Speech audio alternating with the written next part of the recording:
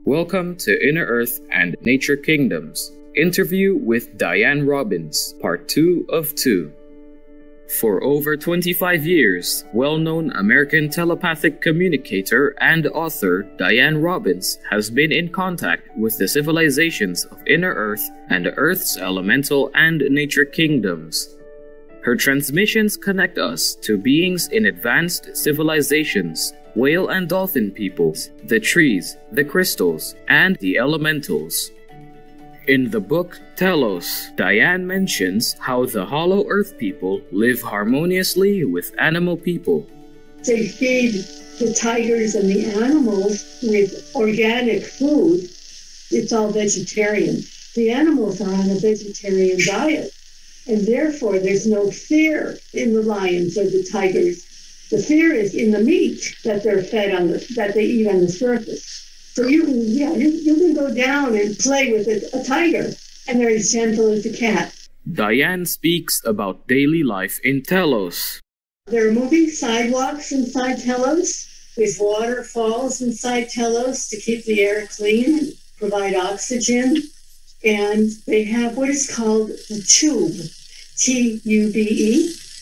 It's like our subways. It's an electromagnetic train that's inside a tube, a cylinder.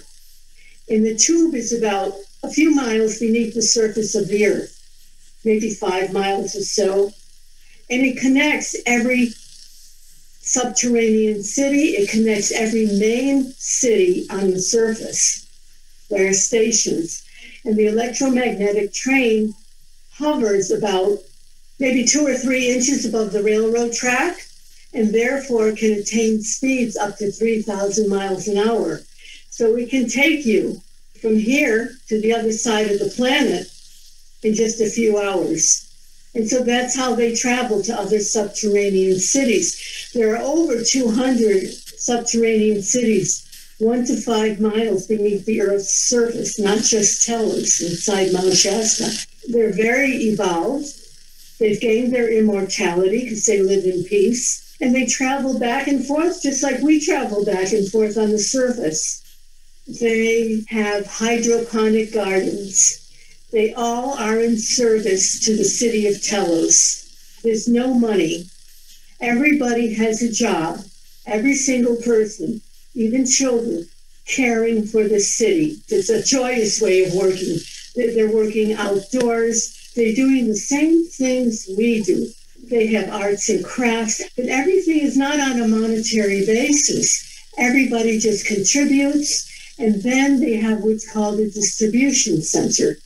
That's where all the food and clothing are taken once they're made in the city. Every day you go to the distribution center, you get your day's meals. You need clothing, you get a piece of clothing. And no money is exchanged because everybody is working in return for the city of Telos. People assign their own hours. You can work any hours you want to, and you only work 4 hours a day. So you have so much time to be out in nature and to be on a spiritual path, to connect with nature. That's the key, because all of the nature kingdom is connected with each other. The trees, the mountains, the flowers, they're all telepathically connected to each other. The whole nature kingdom knows everything that's about to happen on the earth before we, the people, know, because we are disconnected. We're the only ones disconnected from the rest of life on the surface. In 2008, Dianne received a special message from the Tree Kingdom.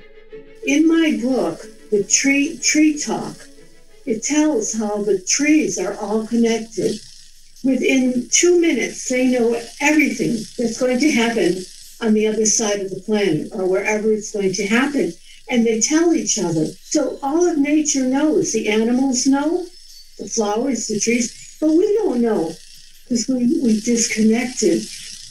And the leaves on trees are recording plates.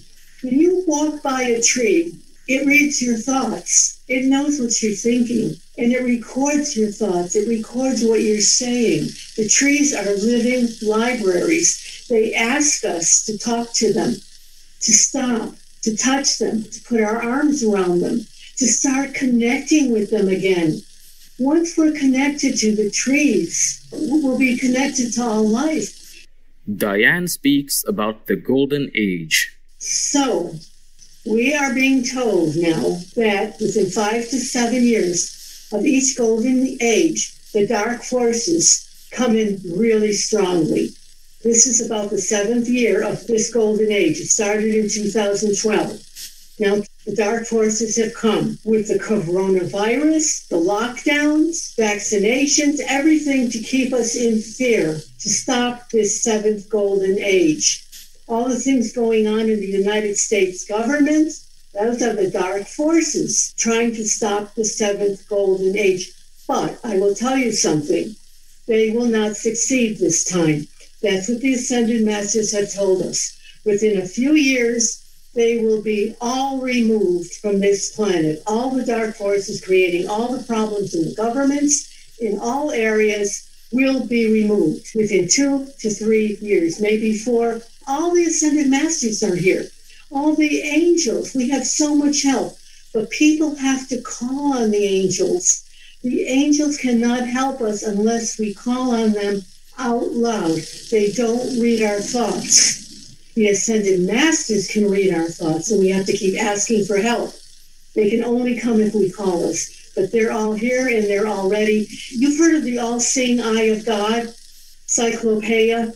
The all-seeing eye of God has already determined this 7th golden age is going to succeed, and we are going to ascend. And those people who have turned to the dark will be removed from the planet. That's the ultimatum from the Ascended Masters. In the book, Messages from the Crystal Kingdom, we learn about Peter Pan and the Elemental Kingdom. It's in my book called The Crystal Kingdom, with poems from the elementals. The elementals are the elves, the hobbits, the dwarfs, the gnomes, the unicorns. They once lived on the continent of Pan in the middle of the Pacific Ocean. And Peter Pan and Wendy are real. Peter is king of the elemental kingdom, and Wendy is queen. And when people on the surface started warring millions of years ago, Peter went to the spiritual hierarchy of our planet and asked that the continent of Pan be lowered down into Middle Earth to protect the elemental kingdom. So the continent of Pan was once in the middle of the Pacific Ocean. Our spiritual hierarchy lowered it down to inside Middle Earth and came in great starships and carried all the elementals down into Middle Earth. And that's where they are now. And when there's peace on the planet, the continent will be brought up back into the middle of the Pacific Ocean, along with the elemental kingdom. Atlantis and Lemuria will be brought back up to where they were, and there'll be peace, and we'll all gain our immortality, and we will all ascend. That is what the all-seeing eye of God has seen. It's a certainty. It will happen, and it's going to start happening within the next 2 to 3 to 4 years. We're going to see tremendous changes. Dianne Robbins also shares messages from the Cetacean Kingdom. About the whales and dolphins. I'm sure many of your viewers would have seen the Free Willy movies. Willy was an orca whale, and he was ambassador to the Cetacean Kingdom. That's why he came here. And the whales and dolphins have full consciousness. And the songs of the humpback whales support our biosphere. And the whales and dolphins are longing to talk to the people on Earth.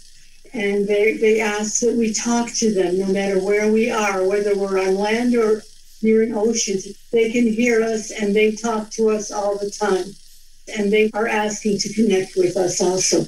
So in essence, all kingdoms of the earth are asking to connect with us. They're asking us to talk to them and to connect with them.